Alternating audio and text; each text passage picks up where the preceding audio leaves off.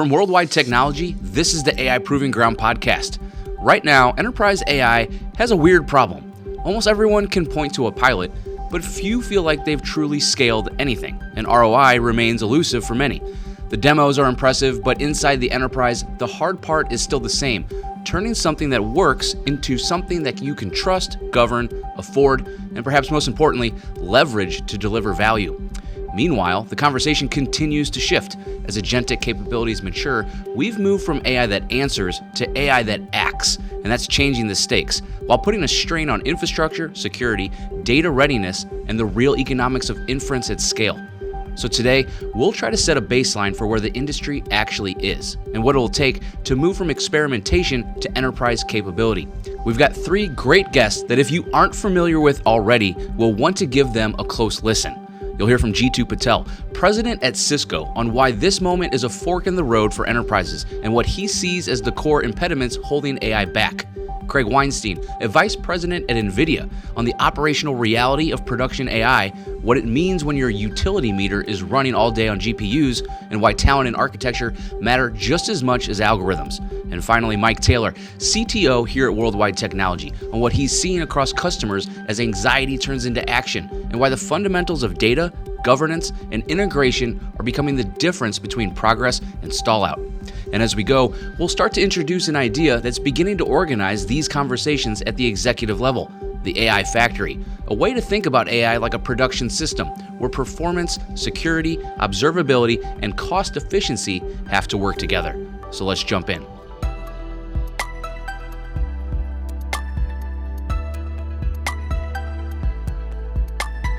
If you take a step back, we are probably witnessing one of the most profound shifts, and there's going to be an exponential rise in throughput per capita. This is an exciting time, but I also feel like it's going to be one where enterprises will be in one of two categories. They'll either be very dexterous with the use of AI and they'll get to be very good at using AI, or they will really struggle for relevance. That was Jeetu Patel. What he's describing is a capability gap that will show up in speed, cost, and decision quality. But being dexterous with AI doesn't happen because you bought a model or ran a pilot. It happens when the enterprise gets clear on ownership, data, and operating model.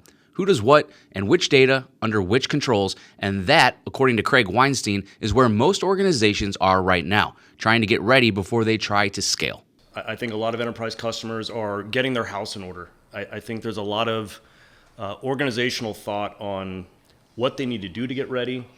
How do they bring clarity to roles and responsibilities?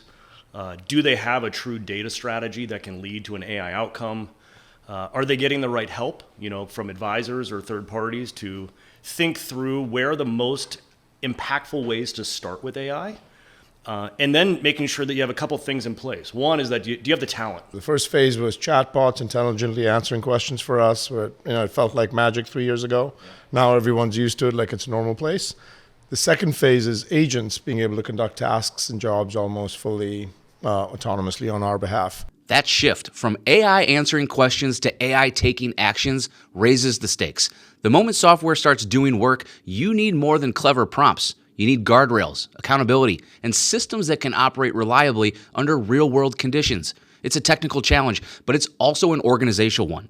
Talent, governance, and the underlying data foundations. And while the hype cycle talks about the future, the more interesting story is what's changing right now inside enterprises. Here's Mike Taylor. I think we're like in the first inning or between the first and the second inning. I think it's that early. When I think about what's different, though, from a year ago or even 6 months ago, is the sort of call it excitement or anxiety in some cases has turned into action. We're seeing far more experimentation going to production. We're seeing far more budget and executive alignment across our customers to give these use cases a real shot at the light of day. CEOs are being asked by analysts about their AI strategy. And now holding them accountable to what are you doing? Yeah. What's the pace of innovation? How is it changing the way you go to market? Are you building new products? So you need that CEO contribution and alignment. Pressure is coming from the top and the outside at the same time. Boards, markets, customers, everyone wants to know whether AI is becoming real advantage or just internal theater. That pressure is one reason we're seeing this conversation move from experimentation to execution. But execution means trade-offs, what to prioritize, what to standardize, and how to avoid random acts of AI that never compound. So what's actually rising to the top as early winners? When you go to the enterprise, there's a fair amount of experimentation going on across multitude of different use cases. And then there's a couple that are surfacing up to be winners that you're already starting to see a fair amount of traction. Probably the best sort of agentic use case that we see out there today is really in support of developers. You look at a use case like coding. I think in the next 18 to 24 months, it'll be really hard to find a competent engineer that doesn't use AI to code. This is one of the few AI use cases that's already crossed the line from experimentation to standard practice, including here at Worldwide Technology. Industry reports found that more than 90% of engineering organizations now use AI coding assistants in their daily workflows, and analysts expect that within a few years, 3 out of 4 enterprise software engineers will rely on them as a core part of how work gets done.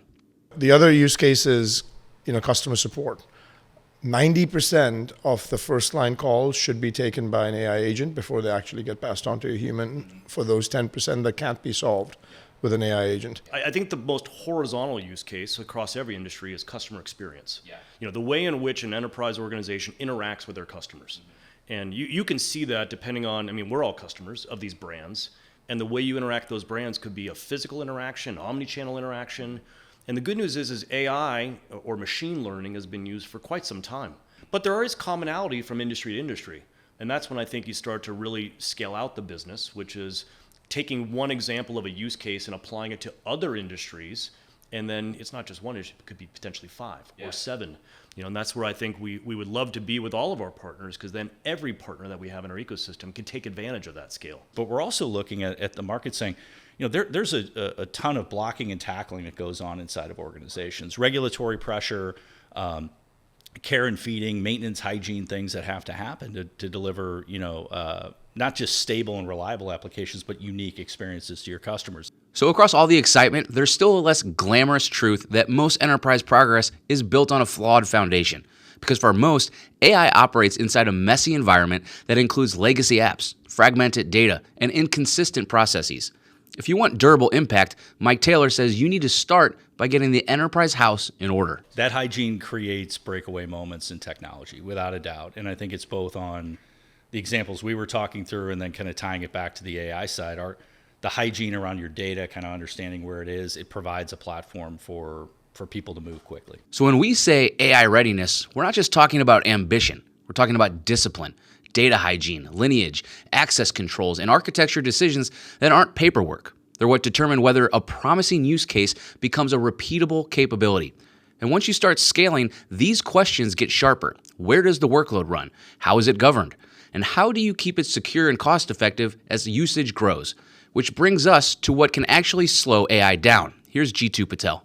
And if we were to sit back and look at what could hold AI back, we think there's 3 major impediments that need to be tackled. The first one is there's a massive infrastructure constraint. So there's just not enough power, compute, or network bandwidth in the world to go out and satiate the needs of AI. So that's number one. Number 2, there's a trust deficit. People don't trust these systems sometimes.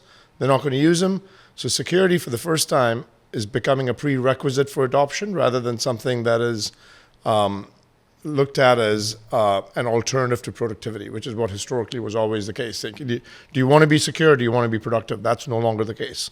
And then the third one is a data gap. I just don't think, even though there's the best intentions from most companies to want to go out and have their data be their moat, they don't have the tooling, they don't have the scaffolding in place to be able to use that effectively.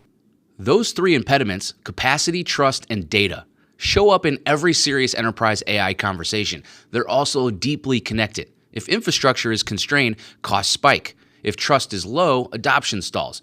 And if data is fragmented, outcomes degrade.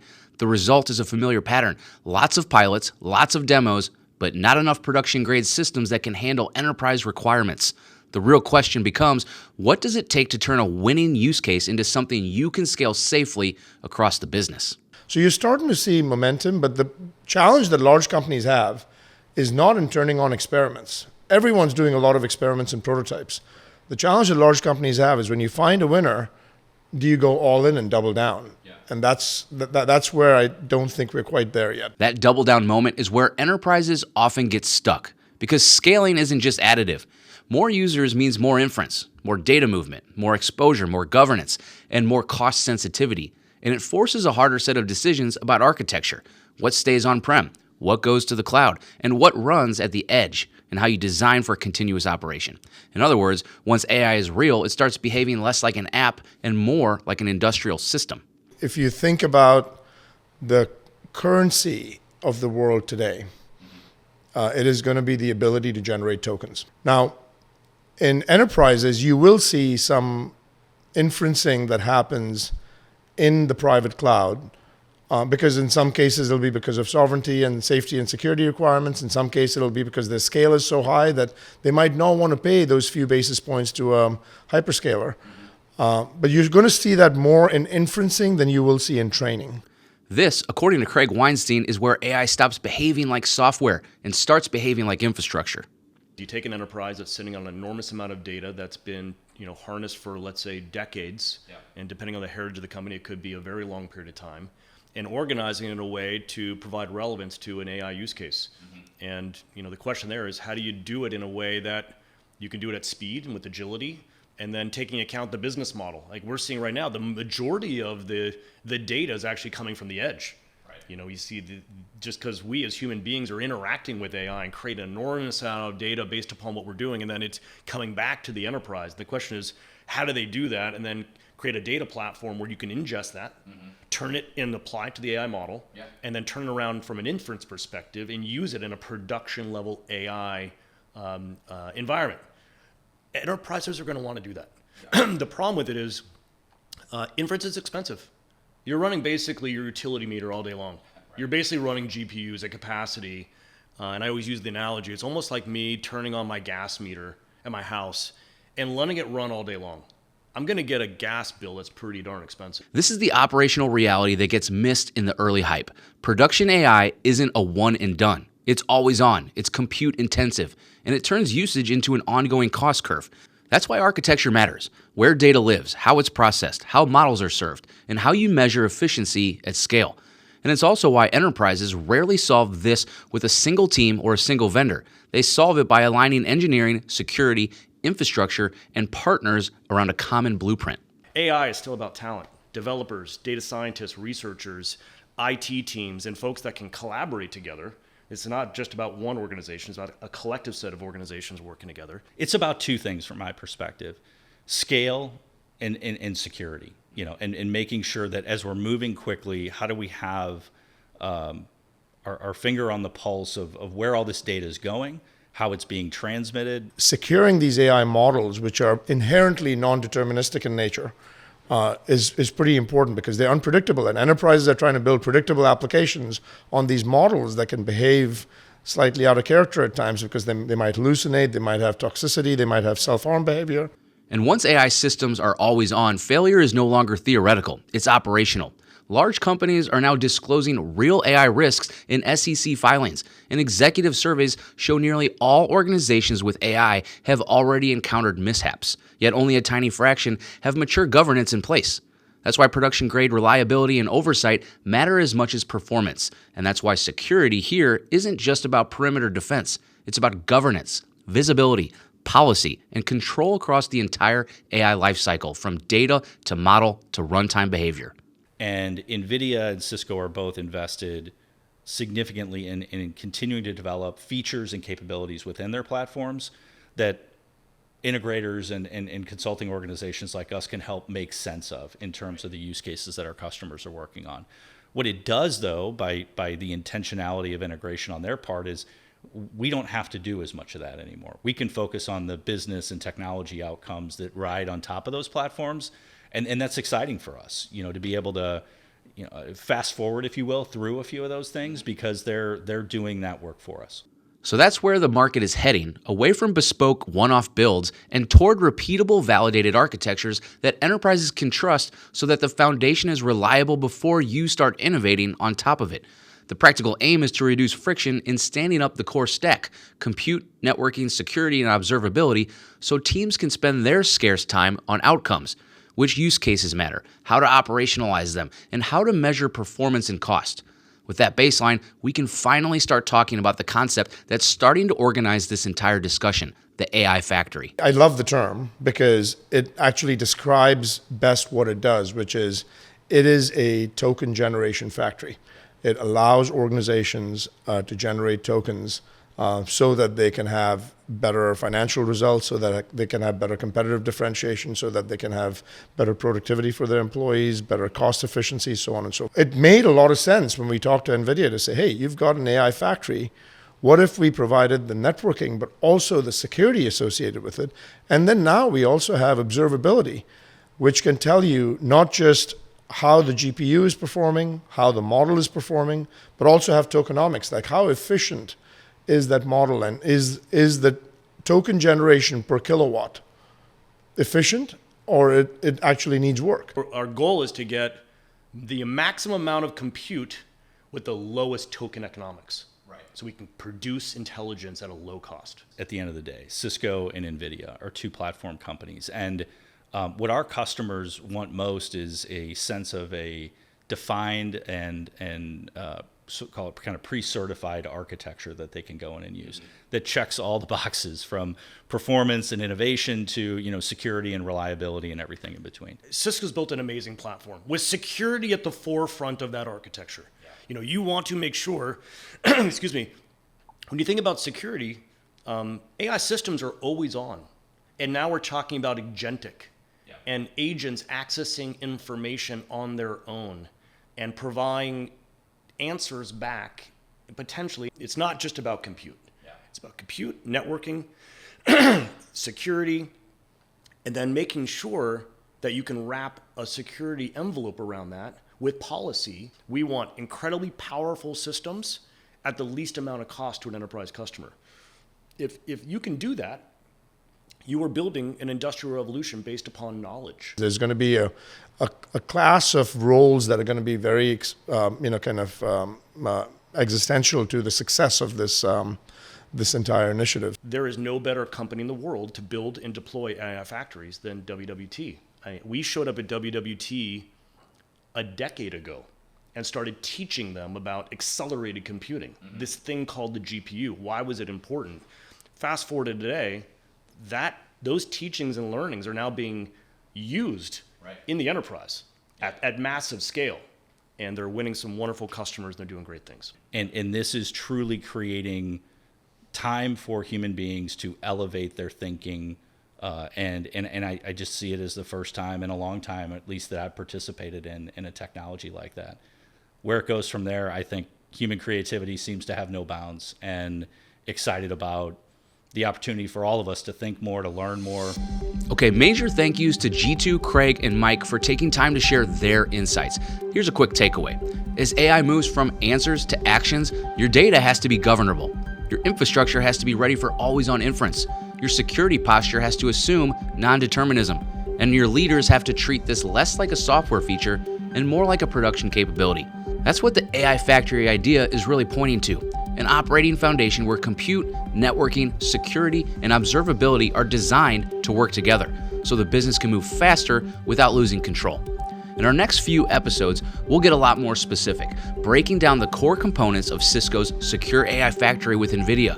We'll look at what changes when the network becomes part of the AI performance envelope, what compute strategy really means when inference is your new utility bill, how security has to evolve when AI systems are always on and agents can act autonomously, and why observability across infrastructure, models, and what it costs to generate intelligence becomes the difference between scaling with confidence and scaling blindly.